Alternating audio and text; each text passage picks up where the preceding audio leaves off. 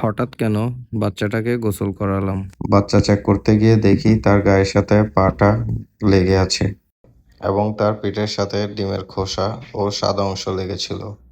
এই অবস্থায় আমি আতঙ্কিত না হয়ে চুলায় গরম পানি করতে দিই এবং কুসুম গরম পানি করে আমি একটি বড় বাটিতে ঢেলে নিই। খেয়াল রাখতে হবে পানি যাতে বেশি গরম না হয় এবং আমরা তা হাত দিয়ে সহ্য করতে পারি। তারপর বাচ্চাটাকে 2 থেকে 3 মিনিট পানিতে ভিজিয়ে রাখতে হবে, তার মাথাটা উপর করে রেখে।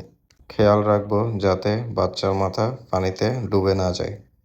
আস্তে আস্তে আমরা পানিতে ভিজিয়ে ভিজিয়ে ডিমের খোসাগুলো তুলে ফেলার চেষ্টা করব এবং খেয়াল রাখবো যাতে বাচ্চার স্কিনের যাতে কোনো ধরনের ক্ষতি না হয়। শরীরে লেগে থাকা সব কিছু পরিষ্কার করে আমরা একটা টিস্যু অথবা পরিষ্কার সুতির কাপড় দিয়ে বাচ্চার গা মুছে দিব এবং পরবর্তী শুকানোর জন্য ইনকিউবেটরে আরও কিছুক্ষণ রাখবো।